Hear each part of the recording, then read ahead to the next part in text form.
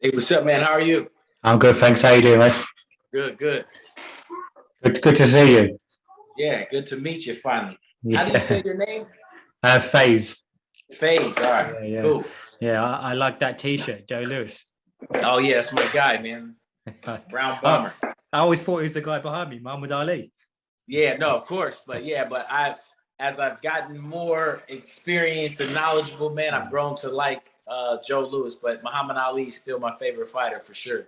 Yeah, I mean they without doubt. I think they're the one and two Yeah, heavyweights in history, aren't I they? think I think Joe Lewis is the greatest pure puncher all time in boxing.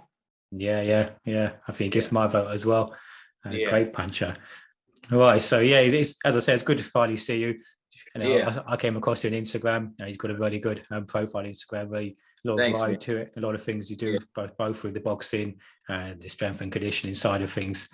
yeah. Bit of comedy value as well. Some of those posts you put up. Yeah, a little bit of everything up there. Yeah, Yeah. Yeah. so it's really good.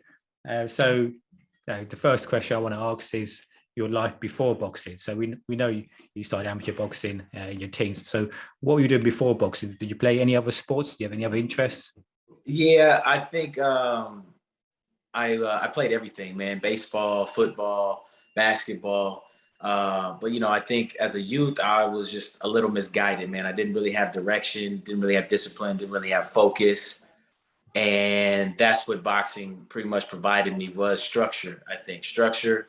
And that was the beginning of really getting things together for me was when I started boxing. Okay, so how did you come to boxing? How did you get into boxing? Who introduced you? So it wasn't an introduction, man. I think it was divine intervention. I think I started seeing signs that kind of led me to the boxing gym. You know what I mean? So I believe God put me into boxing. He told me when to start, and He told me when to stop. And that's what I believe. And I think He did that through signs, visions, dreams, things like that, man. And that's how I got started and put myself in the boxing gym after kind of following that direction. Yeah, that's very interesting. You say those signs and vision because everyone has a purpose in life, don't they? But not Sure. everyone finds it at a young age, or even some people never find it. Um, Right, right. yes. So how Yeah, did you no. know? How did you know that was your purpose? I think it was just feeling, man. I think when you I think the signs are always there for me or for anybody else. I just think just having, just catching them and acting on them is the thing. But I think it's instinct, man. I think it's a feeling that you have.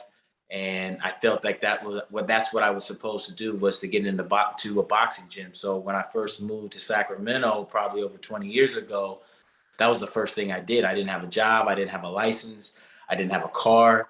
But that was the first thing that I wanted to do was inside of a boxing gym. So I started over there at Capital Boxing, a real known gym out here in Sacramento on Hmm. Stockton Boulevard, and that's where I started boxing. So how old were you when you came to boxing? I was 18. Yeah, I didn't start 18. boxing till I was 18. Yeah. By some accounts, people would consider 18 being more on the older side of boxing, but yet you ended up becoming the number one ranked amateur light heavyweight.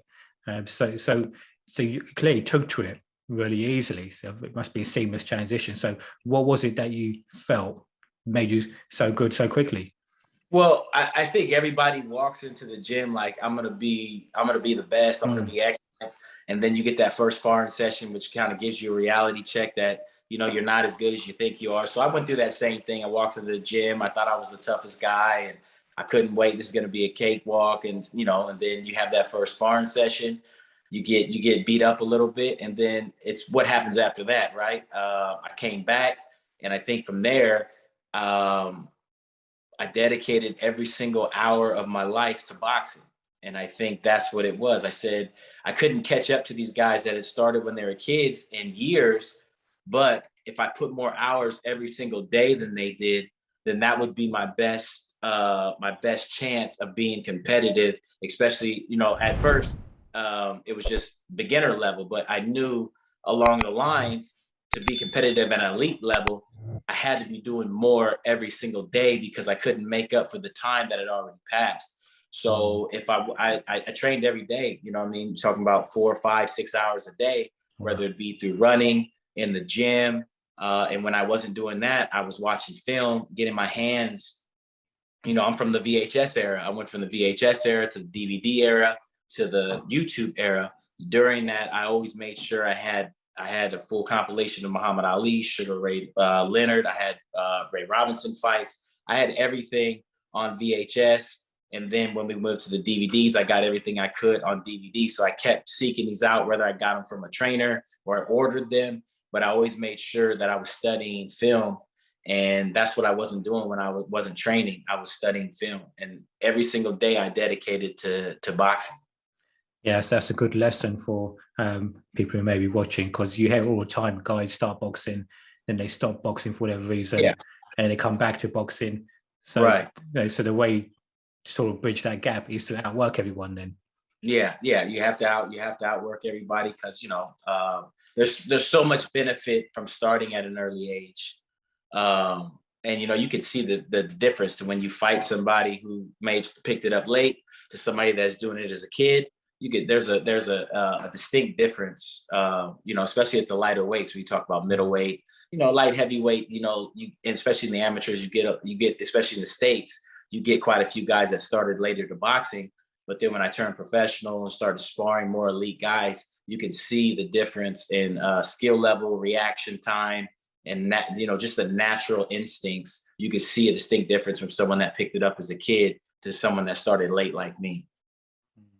So so you overcome those sort of intangibles where you can't sort of measure, like such as your engine, your determination, your will.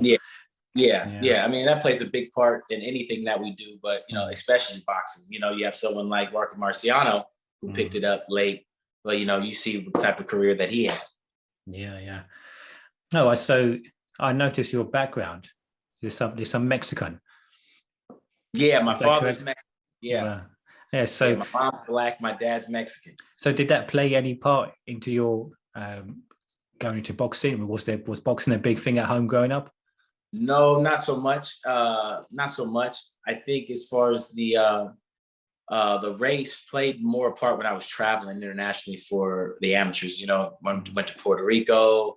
Because here, especially on the West Coast, it's like, Mexicans, we have some Puerto Ricans, but when you go to other countries, you have Dominicans, you have Africans, you have Puerto Ricans, Cubans, you have all those different type of ethnicities, and, you kind of blend in with them. They think you're one of them. Like in Puerto Rico, they thought I was Puerto Rican. Dominicans think I'm Dominican, or, you know what I mean? So, I mean, as far as like international, I think it was good conversation. It was good to connect with other people around the world, for sure. Oh yeah, I was going to ask, did you have like a favorite going into Mayweather Oscar De La Hoya fight with the Mexican and the African American community? But it doesn't look like you. Did you have any sort of inkling as to? Do you have any sort of lean towards one side at all more than the others? No, man. Nah, man. I kind of just base it off, the eye test, who you think the better fighter is, you know what I mean? So I like Chavez Sr., I like De La Hoya, I like Floyd, I had some of my favorite fighters. Roberto Duran's probably one of my favorite fighters. So it's just more skill level, style that I was attracted to. Like Sugar Ray Leonard, he's one of my favorite fighters.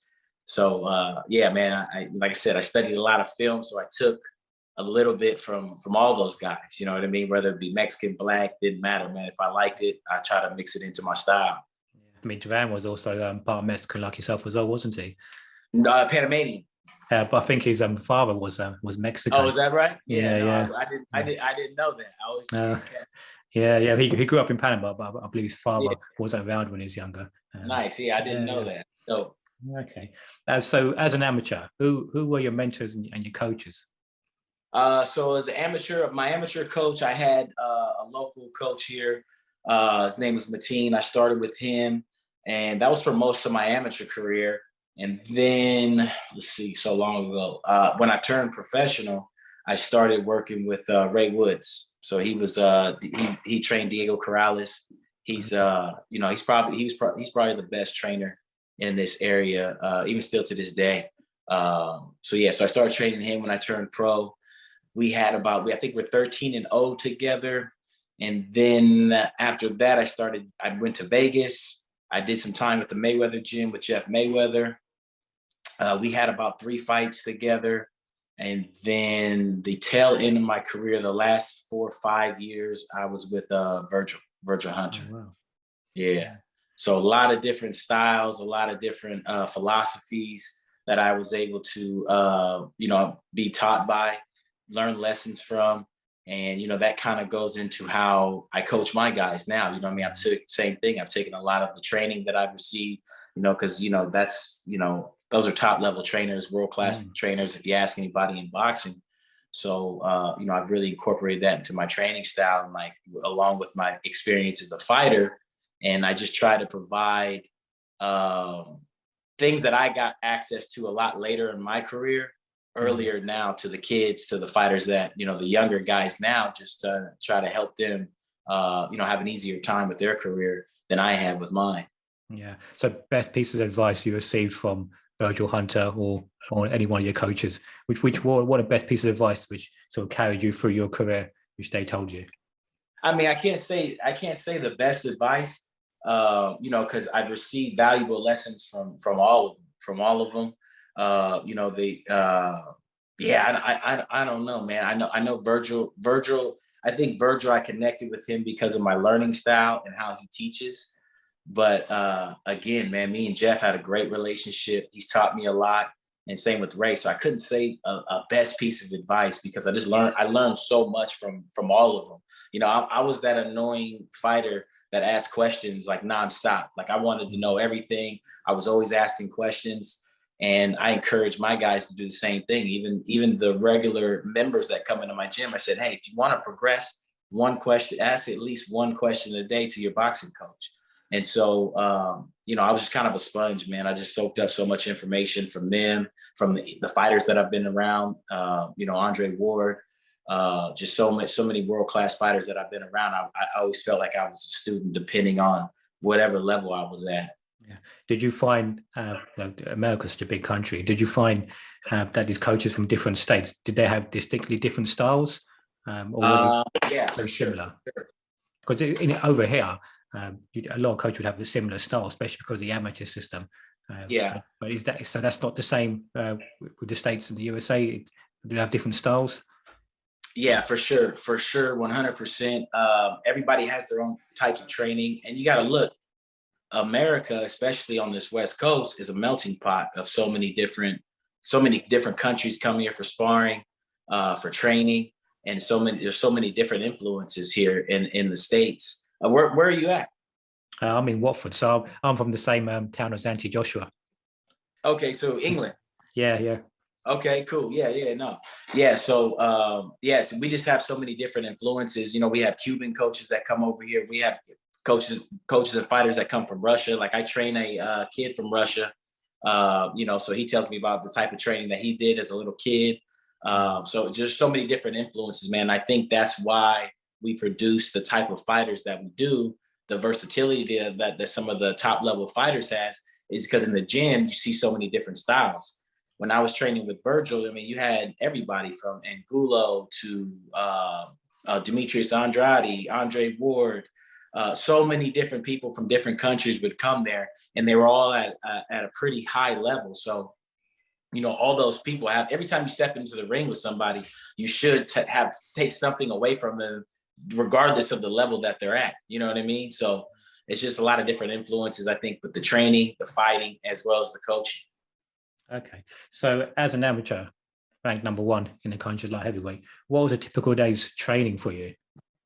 So I got up and I ran. So I had the same regimen probably for a good 3, 4, 5 years. I got up at 5 a.m. Sometimes a little bit earlier, but I was pretty much out on the track by 5 a.m. I would run 5 miles. I'd come back. I pretty much ate the same thing. I would eat oatmeal and egg whites. It got to a point where I was just eating plain oatmeal. When I first started off, I put like berries and stuff in it, but it got to a point where I was just eating plain oatmeal. And then I would work during the day, and then I'd go to the gym at night.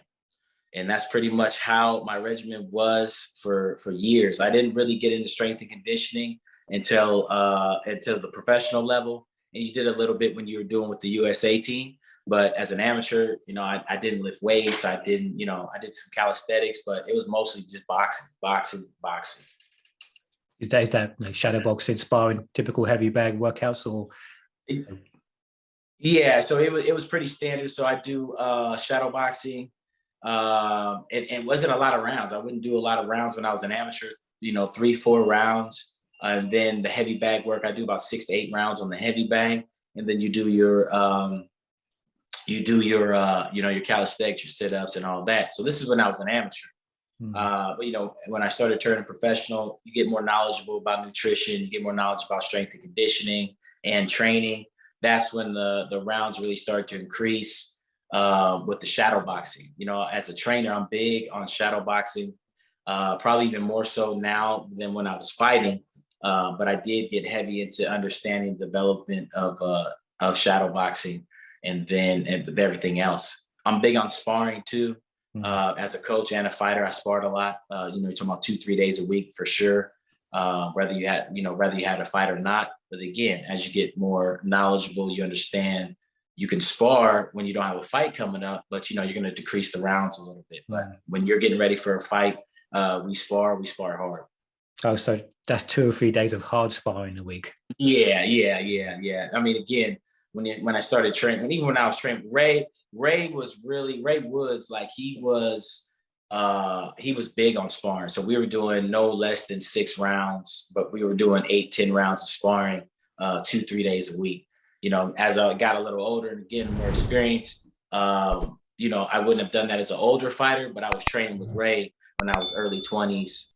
So that was part of my development, man. As a fighter. I suppose at that age, the body can handle it better as well, recover better, as opposed to when you get a bit older and those rounds start adding up. For sure. I mean, I saw one of your posts on Instagram some time ago where you talked about amateur boxing and you talked about a move you done. I think a pick and shoot, was it? With the jab. I'm not sure the terminology would be different, but you mentioned how just using that one move helped you become the top amateur in the country at light heavyweight. So was that just a catch and shoot? Is that what he's talking about? Just catch a jab, shoot back? Was that what the pick was? Yeah, that's it. So when I first started boxing, all I did was throw my jab probably for the first 6 months. That's the only punch that I used. On the heavy bag, shadow box, that's literally all I did for 6 months in boxing. And then once I started doing amateur, that's all I did was jab. That's all I did with jab. I throw combination. I was pretty fast as an amateur. So, but again, I was raw, man. I was super raw. So a lot of it was just fighting off instinct. You know what I mean? And so, yeah, that's all I did. And then you pick the jab, you counter, and that's literally all I did all the way up to my first national tournament was the USA's in Colorado. And I mean that's that, and that's all you need at a lower level, man. I mean, even at a high level, man. I tell these guys, I said, look. All you need is 1 or 2, maybe 3 combinations. Take those, and then all you got to do is repackage them. Find different ways to deliver them. Rather it be set it up with the feint first. Rather it be set it up with your footwork or off the jab. Like there's so many different ways you can repackage combinations. And so, the thought process now is throw that combination 100 times a day, 300 times a day in training, whether it be shadow boxing, bag work, mitt work, sparring, and then your body's only going to get more efficient at doing it, more efficiency. So the more efficient you are, the longer, because it's not about, we always said the fight starts on the other side of 6. Always. When we talk about an 8, 10, 12 round fight, the fight will start at the other side of 6 because, again, Ray Woods, everybody can fight fresh, right? It doesn't matter. You can pull in a guy who hasn't been boxing that long with good athleticism, good speed, good reflexes, maybe even from another sport. And he can go in there and he can give you trouble for 1 or 2 rounds because of his athleticism, his speed, and things like that. But when you start to go further for 6, 8, then experience and conditioning is going to come into play. So if you're able to throw these combinations late in the fight, especially when fatigue comes in, because you've been doing it so long, your body's going to become more efficient at it. That's where the deciding factor can come, is late in that fight, middle rounds, late rounds. And so, and like I said, practice training, just a few combinations in training, and just find different ways to repackage them and set them up. And you'll find that then that's kind of like my training philosophy at this point. We don't need all these combinations, all these gadgets, all these things. Like, just keep it simple, man. Keep it simple, and the fundamentals will carry you at all levels. Yeah, as Bruce Lee would say, repetition is the mother of all learning. Yeah, yeah. But the thing is, we don't have a lot of people don't have the patience and the discipline for it, right? Mhm. People want to get in other things, especially when you watch guys shadow boxing. You watch someone shadow boxing, you say, hey, man, just go work on your jab for next 2 or 3 rounds. And they can't, some people really have trouble doing it. And that's where those intangibles come in that you're talking about, that focus and that discipline.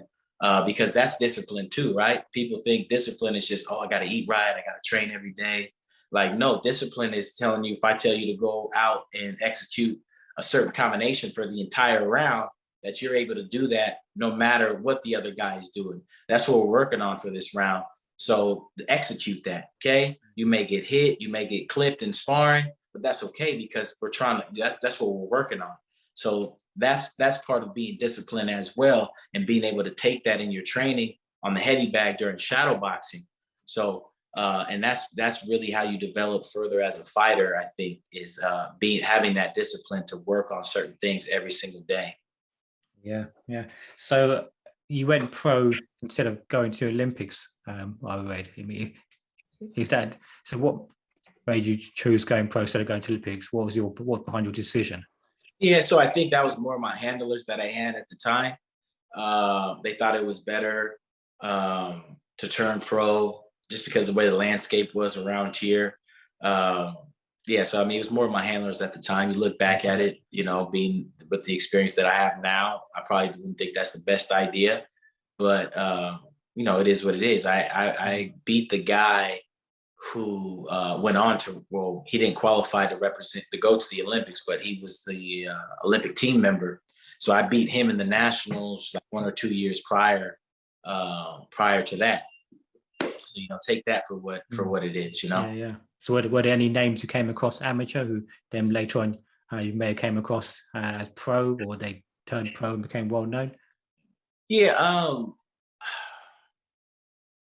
I don't think so. Not really, man. I mean, they may be not anybody that stands out to me. Is more international. I fought this guy from Ireland. I don't remember his name, but he was I think he went on to the Olympics. I don't think he turned pro though. I think he was a lifetime amateur. But there were some ranked guys, but I don't think they really did anything as professionals. Okay. So what did you find was the biggest adjustment from going amateur from amateur and going to pro? What are the biggest adjustments you had to make? For me, it was more the nutrition. Learning how to cut weight properly, and that took a long time. That took a long time to do it smart, to do it safely. So I think nutrition, because you're cutting weight, you're waiting the day before. So you're cutting weight. When I was an amateur, I fought at 78. And then when I first turned pro, I dropped down all the way to 160. Oh, wow. So, yeah, so I did that. So that was a transition itself. I went and got a nutritionist. And, again, once I figured out my diet that worked for me, I literally did that for, 3-4 years, eating the same thing every day. I stuck to the same meal plan for years. And, I didn't really have trouble making 60 after that. Okay. So I've also seen on your Instagram, you have a lot of routines for your cardio as well. So how did your cardio change from amateur to pro? Yeah. So as I got older, I like to run. I like to run as a fighter. Like I said, I ran every day for years. I think that's what stands out to me is, my approach to running. I think the best thing for distance running is not only the conditioning for your legs, but just like peace of mind, man. Like mentally, I think for me, it's relaxing to run. I ran hard. Like I ran hard when I ran. I know, like a lot of old school fighters, they would run at like a moderate pace, which that makes more sense to me now too. But yeah, I think sprints are key when you talk about conditioning and strength. and I like hills too. So now I like one distance day, and that could be anywhere from like 3 to 5 miles. Hill run, you don't need much more than a mile, but you can run. It's hard to find miles depending on where you're at. It's hard to find steep hills. So I have one here. It's a mile straight up. Run it 2 or 3 times. I think you're good. And then you have your distance day. So one distance day, one sprint day, one hill day. And I think when you got it, that's non-comp out of competition. And then when you go into competition, you can add in a sprint day or a distance day, depending on your sparring, right? Because your boxing is the most important. So you want to make sure that you have the proper conditioning to walk into a sparring session and maximize the benefit of it. And then, all that other stuff, the running it's going to be your support, right? It's going to, that's extra. But you want to get all your conditioning and your sparring mainly from your boxing. Okay, so a typical week, 5 times running a week, is that sort of normal or less? Say again. So how many times a week would you be running? Do you split distance 3 days, sprinting 3 days? No, so 1, 1, and 1. So you do the distance day, you have the sprint day, you have the hill day. So you're running 3 days a week right there. And then again, you can add in an extra day around your sparring. Like maybe you have a good sparring day and then you run and do a distance in the evening, or you get another sprint day. And I like sprints. Yeah, it's a common question that I'm asked because a lot of guys, whether they're amateur or pro, they want to get their running nailed down. So it's always interesting to speak to someone who's been there, done that. Yeah, and the best advice, man, the best advice you can do is self-discovery. Like find out what works for you, because what works is you may be a totally different fighter, right? You may just be a totally different fighter. Certain things are not going to provide you with the results that they would for another fighter. So you want to find out the nutrition, you want to find out the regimen that works for you, and that's what you're doing. That's what you're doing for these preliminary fights, especially when you first turn pro, right? You're using these 4-rounders, these 6-rounder training camps to find out that training regimen that's going to work for you. So when you get to those 8s, those 10s, and those 12s, that you're going to have a regimen that's going to provide you with the best success. So you're talking about not only the output, right? The work, the running, the sparring, the training, but also the recovery, the nutrition, and the supplementation if you need that too. So that's what you got. However you want to track that, whether you write it down, you keep a mental note, you discuss it with your coach, you are trying to find out the training regimen that's going to be ideal for you, your fighting style, and your body composition, right? You may not, you already may be super muscular like Anthony Joshua. So strength training, weight training may not be that important for your training, right? So you might want to focus more on your boxing, your sparring, and things like that. But then you might have a kid who's amateur goes pro. Like I got one here, like a lot of leg strength training will be beneficial for him. So you're talking hill runs, you're talking squats, you're talking deadlifts, things that are going to improve him as a fighter. But someone else, it may not be necessary for them. So you're trying to find out the regimen that's going to work best for you, in every fight. And that's the thing about boxing, everything, it's an individual sport, and everybody's going to benefit from certain type of training methods that may not be even the same person that's in your gym. You got to train everybody different. And I think that's what I've learned over the years, right? A coach just can't have one training style. You got to be able to adapt to the fighter and maximize his ability. So over the course of your career, what are 3 most beneficial exercises you believed helped, and also some of the exercises on hindsight which you would have done less of or you wouldn't have done? I think sparring is key. So that'd be. Are you talking about just exercise or any type of training? Any sort of boxing training, yeah. Yeah. Put sparring up there. Put shadow boxing up there, and I would put sprints up there too. I would probably put those, just off the top of my head. Those would be 3 that stand out to me. Doing less of, I wouldn't know what to do less of. I can't think of anything right now. But we also incorporated swimming into our training regimen. I like swimming too for cardio training too. I had a strength and conditioning coach, Tony Brady. He still works with a lot of top level guys that Virgil trains, but he has a real good swimming regimen that that I've adopted to as a coach. So as an amateur and pro fighter, how did you handle nerves and the adrenaline dump which inevitably will occur during fights, especially early on? I mean, how do you handle it? Is it just a case of experience, or did you have any sort of coping mechanism? Some people will listen to music, calm themselves down before a fight, but how do you cope with the nerves?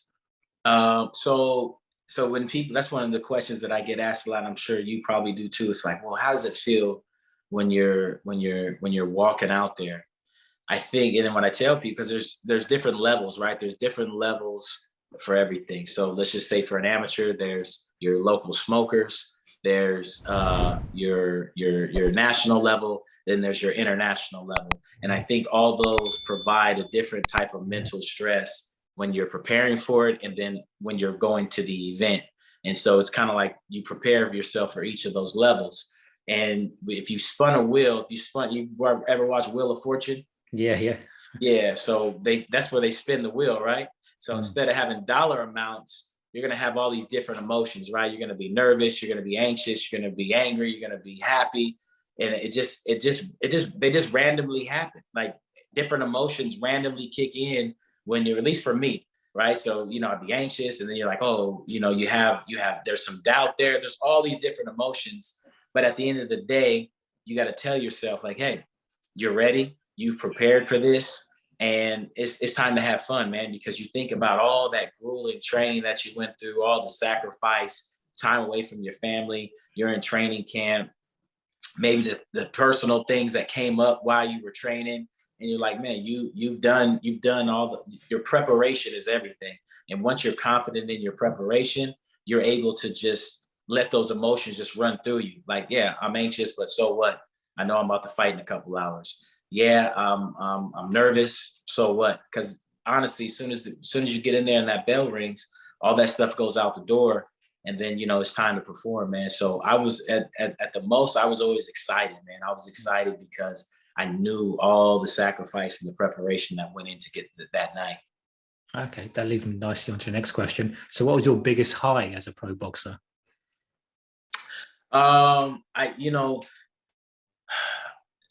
Biggest high, I really liked weighing events. I really liked going fighting on big cards. Just I think the anticipation and the build up to them. I really liked watching them from the outside. You know what I mean? Like watching people talk about the fights and stuff like that. So when I started fighting on HBO, Showtime, and then eventually the Sky Sports pay-per-view, especially with that one, that was Wembley. So it was an outdoor event and you had all those people there. And it's just like, man, you see where you started, right? Fighting in front of venues, in front of 500 people. And it's like this, I started at 18 years old, you know what I'm saying? It's like, now you're fighting on the biggest stages in boxing. And, just looking back at the accomplishment, even now, I don't look back at it so much as I did when I was a little closer to, earlier on. But yeah, man, it's a great accomplishment because, there's so many people that dedicate their life to the sport and, whether a fighter or coach, and they never get to achieve that level, man. So, I'm extremely grateful for, how my career played itself out. It went pretty quickly as well. I mean, because you started at 18, but yeah, it progressed very quickly. So yeah, it was a career, man. I don't have any regrets, or I don't look back and say I could have, would have, should have, man, because you can't really do that. You know what I mean? Everything happened the way it happened for a reason, man. And I'm in a good position now to I'm still in great shape, so I'm able to keep up with these guys. And most importantly, like I have that experience and that understanding of that culture that you need to build to compete at a high level, man. Right now, I got a really good coach. Like I'm a coach here, but I got another coach. His name is Joel Stern. He's really the guy that I have in that position, that I want in that position to really develop these kids, man, because he's a coach. Like he's a coach. And I think the way he breaks things down and articulates the sport probably is up there with a Virgil Hunter. And so, you know, I have him have him at the gym, and we work together with the fighters. But you know, he's the guy that I want to see to really, you know, develop these guys. And you know, with my experience and resources, I'm here to aid however I need to. But yeah, he's the guy. So you came to boxing relatively late, and then you retired relatively young. So Yeah. what was behind your decision to leave the sport so early? Yeah, so I say it like this, man. They said that I started late. I said I started right on time. They said I left early. I say I left right on time, man. So it's like you got to tell me what's the age where you're supposed to retire. You know what I mean? There's no age limit. I think we get caught up in that I got to keep, like, they want us to keep fighting until we can't anymore. You know what I mean? They want it until the sport chews you up and spits you out. You know what I'm saying? Because that's what we've seen so many times, even with some of the greatest fighters. They keep fighting until they can't no more. And so, you know, for me, I was like, you know, well, I put the easiest way I can put it is I put everything on a scale, right? I said, okay, if I keep fighting and I keep doing this versus the things that would retire, whether it be injuries, because regardless if I retired when I did, I needed a good year, probably a good year away from boxing, just for physically, you know, I did it hard every single day for so long. I never missed a day in the gym from when I started boxing to when I stopped. And when I say that I never missed a day, I never missed a day in the gym. Every single day I was in the gym, bro. Didn't matter what I had going on, I was in the gym every single day. So when I got married on the day of my wedding, I went to the gym. Wow. I had a father-in-law who was murdered on the day of his funeral. I went to the gym. Nothing, and this goes back to what we talked about, those hours. I knew that I was playing catch up. So I was in the gym every single day. And when I wasn't in the gym, I was studying film. So back to the question, man, when I decided to stop, it was kind of like I put everything on a scale, and to keep going and keep pursuing this, or to, you know, to sit down and hang it up.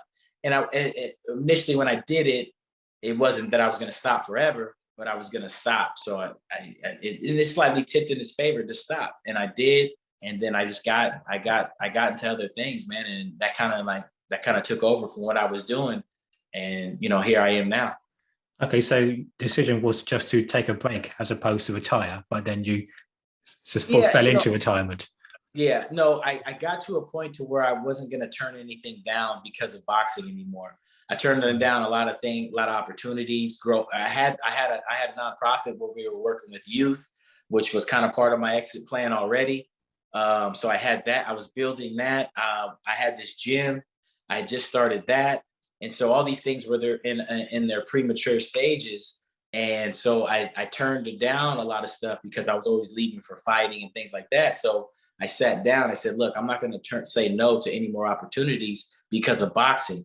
I still train, but again, I really started building these two things that I had going on, these two projects, these businesses. And, you know, that's how we got to the point to where they are now, to where I took that same energy, those same intangibles that I took from boxing, that discipline and that focus and that work ethic, and I just applied it to other things in my life. And, you know, this is where I'm at today. Yeah, well, when you certainly got to applaud someone who leaves boxing when he wants to on his own terms. I mean, your T-shirt, for example, Joe Lewis. We all know the story of Joe Lewis, how he was forced back into boxing. Yeah. And then, you know, to see him lose, the way he did, guys like Marciano, for example, another great boxer, is quite sad. So it's when boxers do leave on their own terms. Roger Ward, another good example. You know, you've got to applaud them from, don't you? Yeah.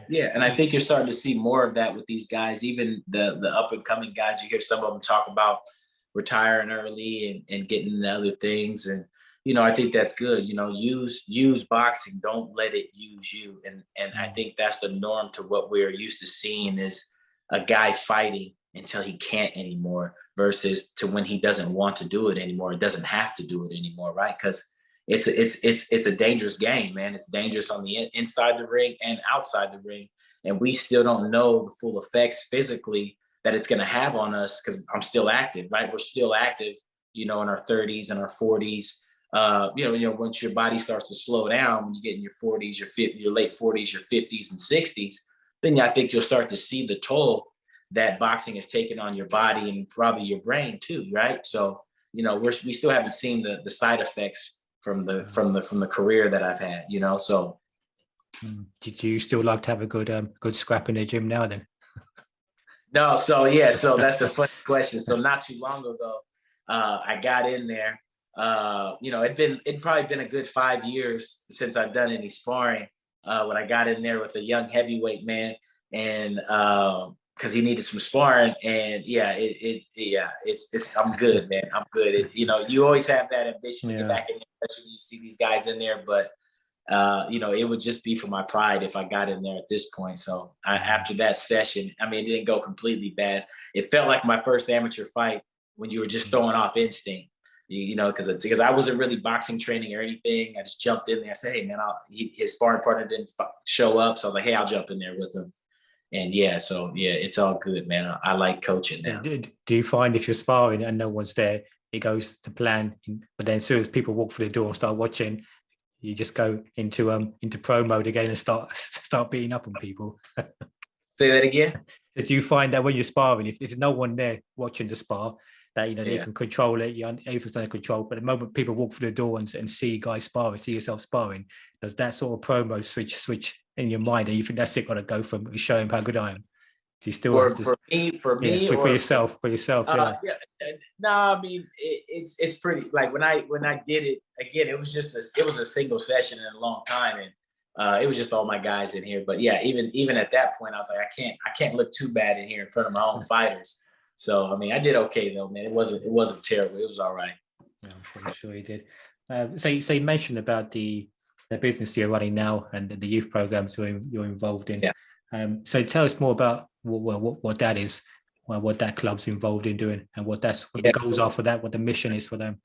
Yeah, so the real reason I got into boxing training at all was, for our youth here, and I'm in Sacramento, California. It was, just the disadvantaged youth and underprivileged youth in our community, man. That was the real reason I started the gym in the first place. So we started as a nonprofit, I think back in 2013. We were making a lot of partnerships with different organizations. They were sending us kids. We were doing free camps. Just trying to give back to I spent a lot of time in boxing, and I've seen kids come and go. I've seen what happened with kids when they stuck with the sport, and I've seen what happened to kids when they, fall out of the gym, the type, especially out here nowadays, you know what I mean? So, we provided free training for kids. We did that for a few years. And then once we found out, funding was challenging to keep it open, doing it as a free for kids, we opened up the service to adults, and we started charging a membership.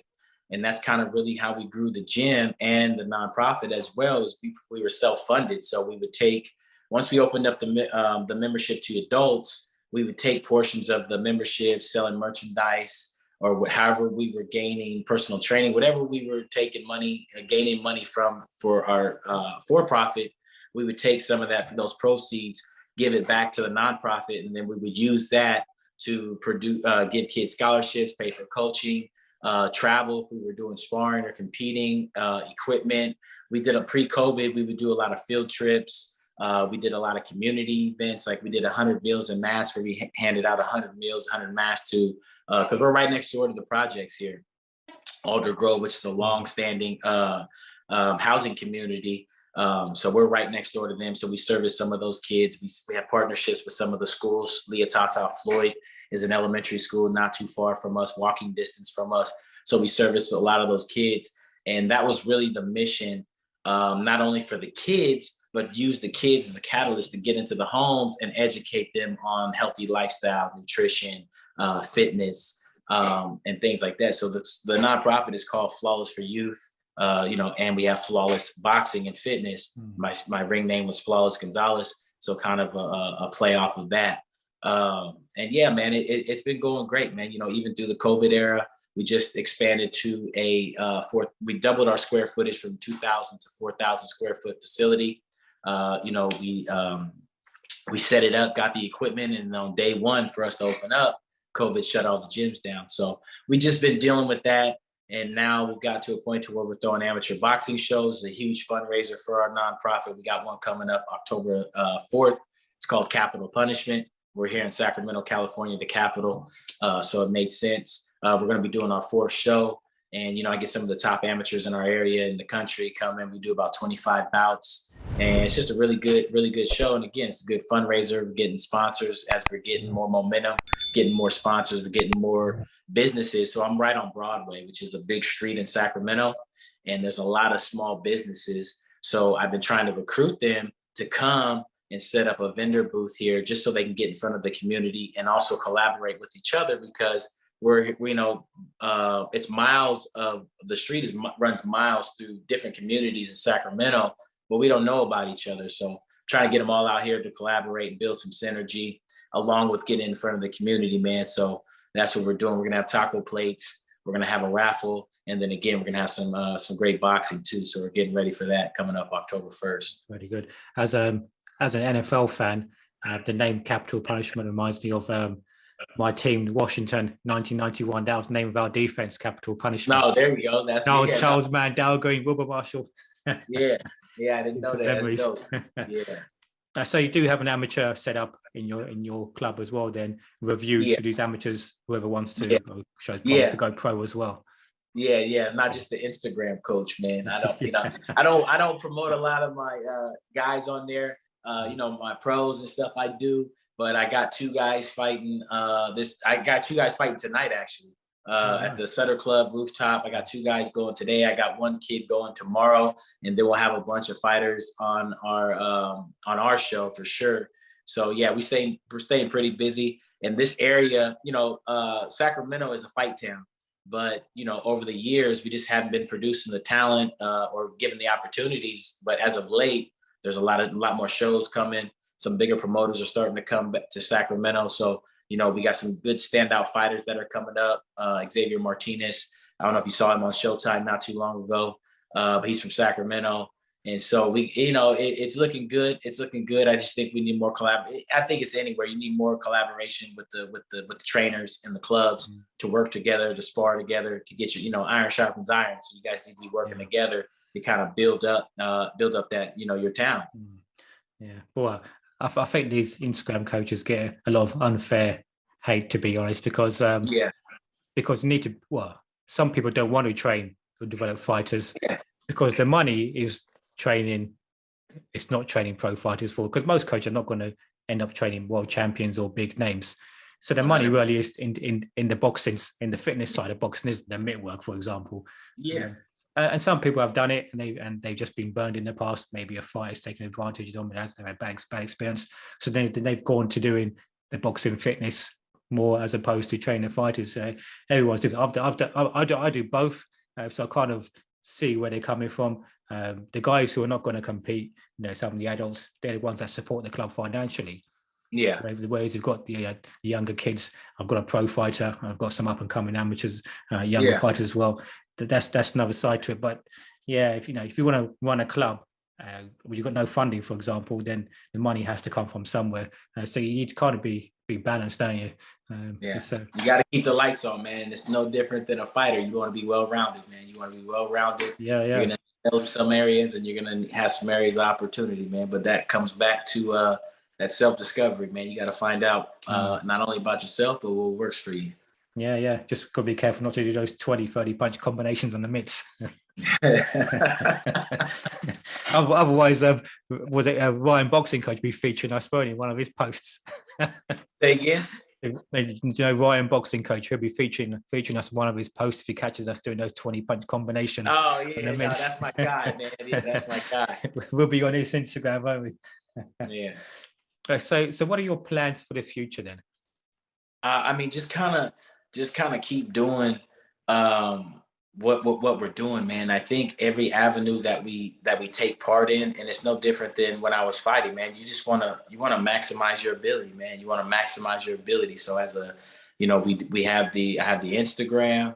So I want to make the best out of it. You know what I mean? I got fighters here. I want to help them to become the best at it. We run boxing. I don't know. I wouldn't call them boxing fitness classes because, again, we teach. It's a skill set gym. It's a skill gym. We still teach even our members how to properly defend themselves, and we give them the knowledge of boxing. But I want to maximize that as well. So, I'm not out here.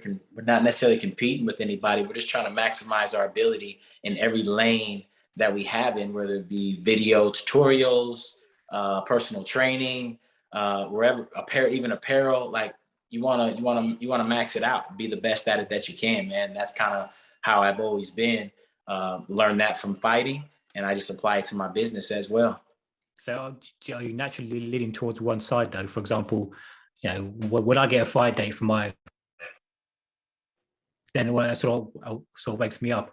And I realize that's really where I'm going to be going. So is there one side you lean towards more than the other? Do I develop pro fighters? Eventually become a well-known pro boxing coach with some great names under you, or is it more on the youth side? You want to work on more the grassroots and let other people take care of the pro side? Yeah. Well, I got into training for the youth. Like I wanted, when me as a boxing coach, my goal was to build a fighter from scratch. All the knowledge and experience and resources that I've obtained through my pro career, like what would happen if I got a kid at 8 years old, 9 years old and put that into him. Right. But that's from a personal, coaching, personal goal. But back to your question, it's like, I'm open to anything, right? Sugar Ray Leonard can't walk through your doors if you don't have doors to walk through. You know what I mean? So I keep it open. I'm open to everything. So I have a business partner that helps me run the day-to-day with the business stuff.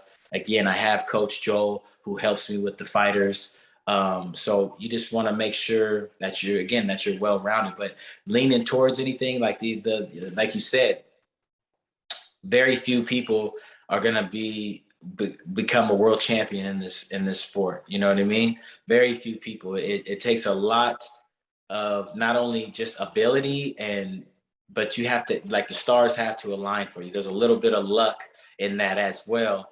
And that's if you have all the ability, the work ethic, the focus, the training, and all of that. So it's very slim chances that, that we'll have a world champion. But again, so we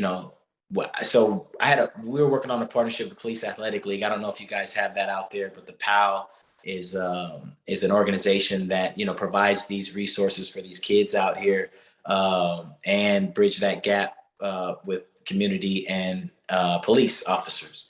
So I had a conversation with one of the lieutenants, and we were talking about doing a partnership for a boxing gym. And he told me, he said, look, man, it doesn't matter if the kid can punch his way out of a wet paper bag.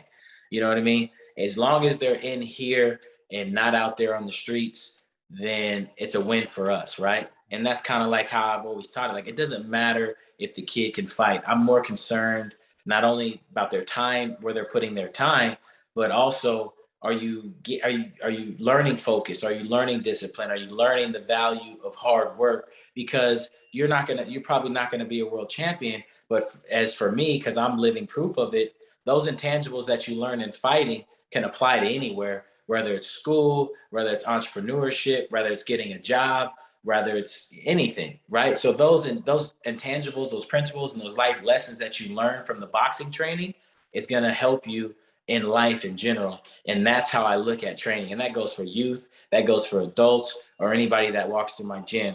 Because again, the reality is we probably won't, we'd be lucky to have a world champion out of here. Do I think it'd be great? Yeah, for sure. Do I think we have the coaching ability and resources to give somebody? Yeah, for sure. But, you take the risk. You train a kid, he's excellent, he's awesome, gets a girl pregnant, or he falls out of the gym.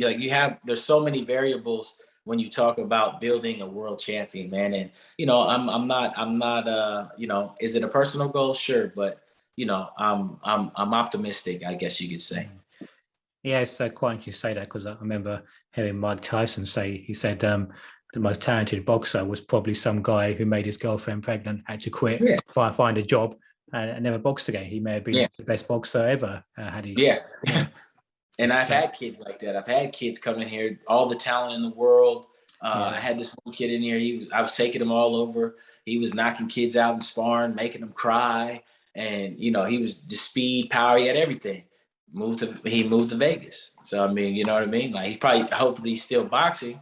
But, you know, those things happen, man. And, you know, from the time that you're with me, I'm going to try to enhance you know, I'm gonna try to enhance you in every area, whether it be mentally, physically, or psychologically, man. Yeah. And you know, that's what we do here.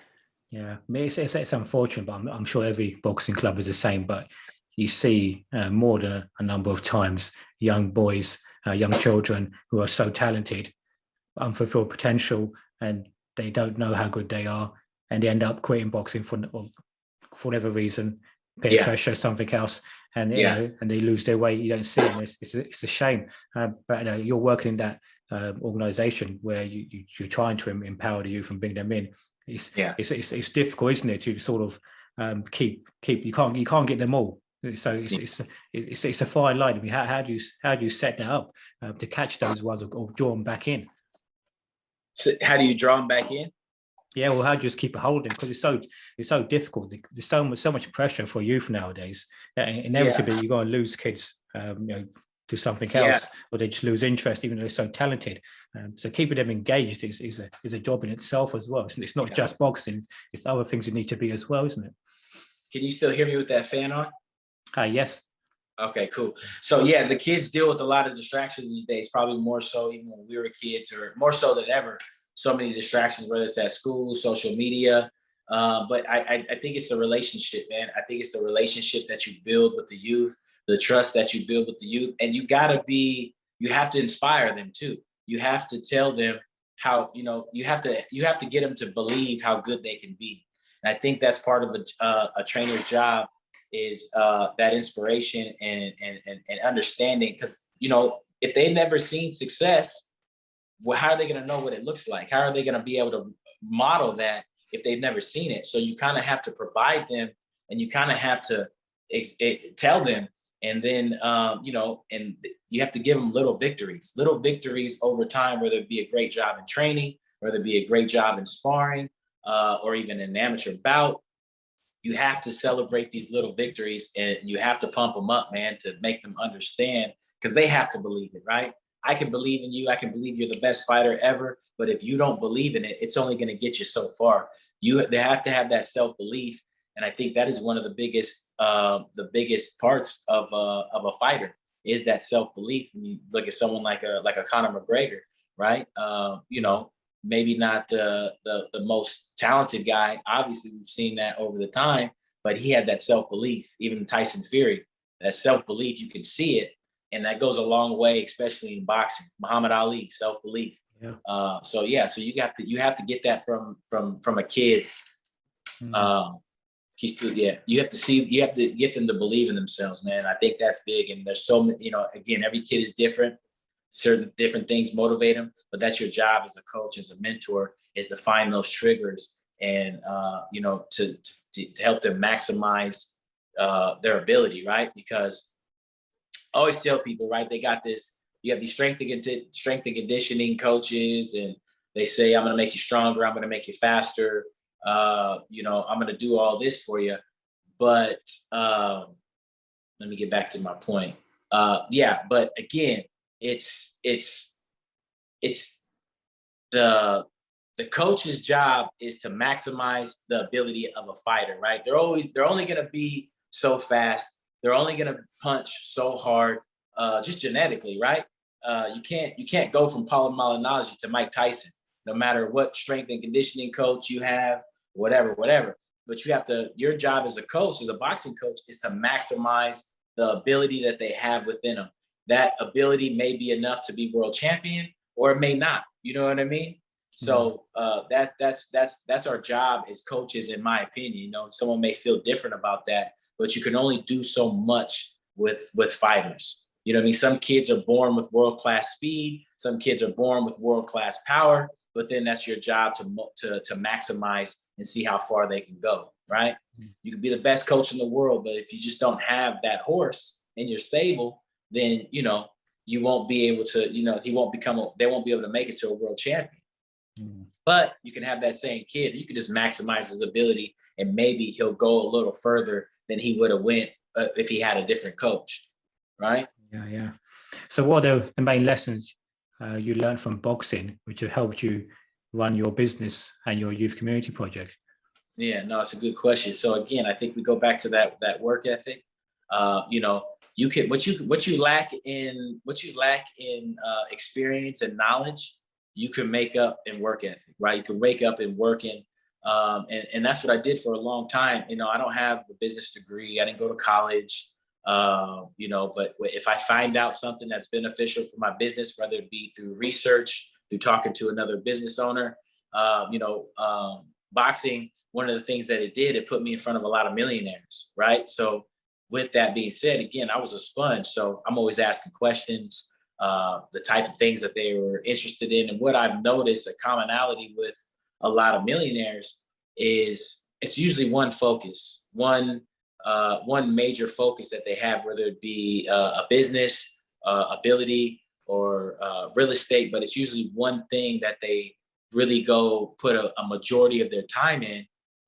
And then you have these other little businesses or ventures that they have that help support that. And so, and you know, you get to learn about the mentality and the thought process. And I took a lot of that from them.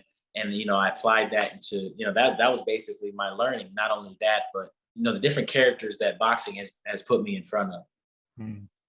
Yeah, there's a lot of skills when you need to run a boxing club or a business, which sometimes you overlook. For instance, when I started my club, I had no idea how important being a salesman was. Yeah. You think, okay, I can teach boxing, I can coach boxing, people are going to come train with me, but no, you've got to sell yourself to each person as well. You've got to learn sales. So yeah, it's there's a lot of different aspects of business, and the things that I'm not good at, I try to put somebody in position or talk to somebody that can that's better than me in that. Yeah, so thanks for your time then. Appreciate taking let's do it again, man. I appreciate it. It's glad to finally meet you. Yeah, you too. And hopefully we'll catch up soon again. Carrying all the good work as well on Instagram. We'll keep in touch. Thank you, man. Likewise. Take care.